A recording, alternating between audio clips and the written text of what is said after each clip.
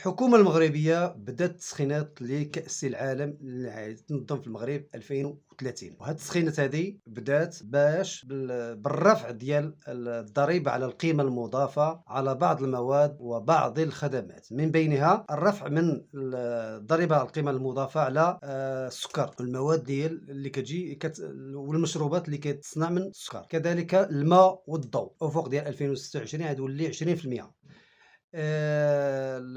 النقل النقل يعني جميع أنواع النقل باستثناء النقل السككي، حتى هو غيترفع له القيمة، الضريبة على القيمة المضافة غتوصل حتى 20 في المية في أفق 2026.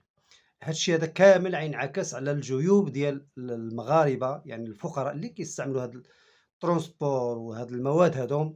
الماء والضوء ضروري منهم، يعني غيتزاد في الجيوب، غيلتهبوا الجيوب ديال المغاربة وغيعانيو أكثر فأكثر.